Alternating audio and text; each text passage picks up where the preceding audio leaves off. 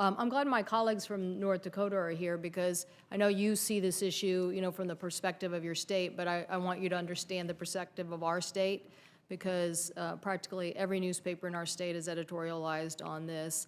The state legislature is considering legislation. The city of Seattle is considering legislation.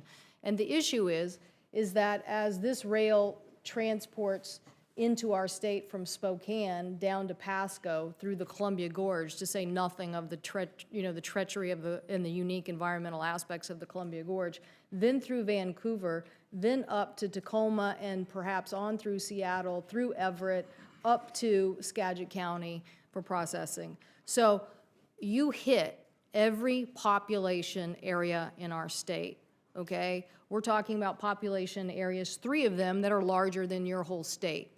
Okay, we're talking about waterfronts that are integrated with ferry systems and in highly, active waterfronts. So when people look at this issue for us, they see the volatility of this product moving through major population centers. Not one, but every population center in our state, save a few.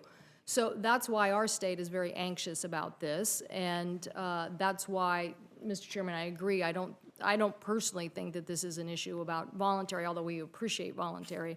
I think to protect our citizens, we have to be clear about what it is we're willing to do. So I first have a question for Mr. Searles about the this .111 car issues that Mr. Hart has basically said are an unacceptable public risk. That's what NTSB has said right now. They're unacceptable.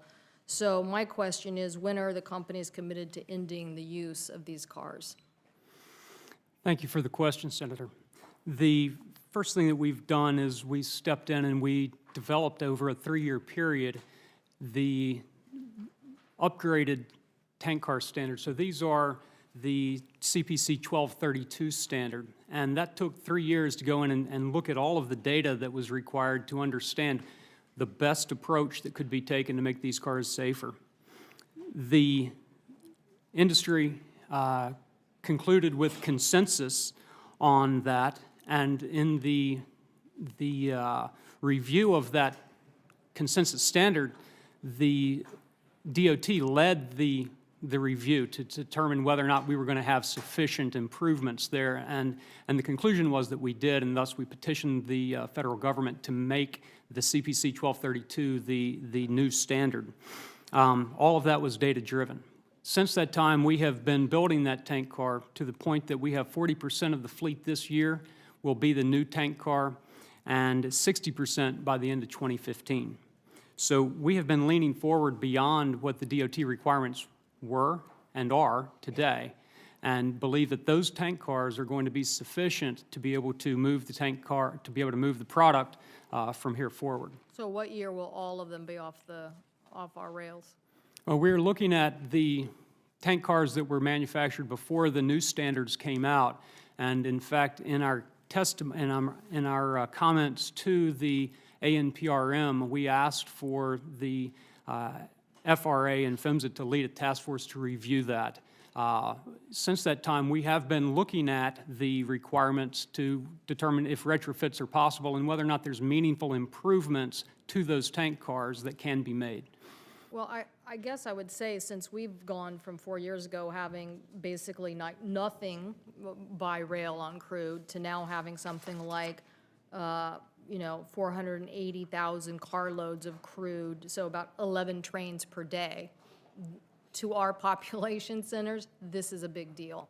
Absolutely. So knowing when those cars that are going to be off those rails that NTSB has already said are unacceptable, this is Mr. Chairman, this is a key issue for me and for my state. And then I know I only have 30 seconds left. I guess I would just say that, I don't know, when you have a voluntary system, not everybody complies with it. What do you do about that? And even when people sign a voluntary agreement and then have a violation, is there a penalty? Is there a risk against that and stopping that behavior? So, Mr. Chairman, I think I'm more in the boat of where you are. I think we have to mandate the security that needs to be there because these population centers are just you know, I don't know what our cities and jurisdictions are going to do. They might decide to ban this altogether. I think we have to prove that the public is going to be safe here. And again, we haven't, I know I'm out of time, but we haven't even gotten to this issue of the highly flammable material, and maybe somebody could tell me what safety precautions are going to be made in the future to change Bakken oil into a transportable product that is not as flammable.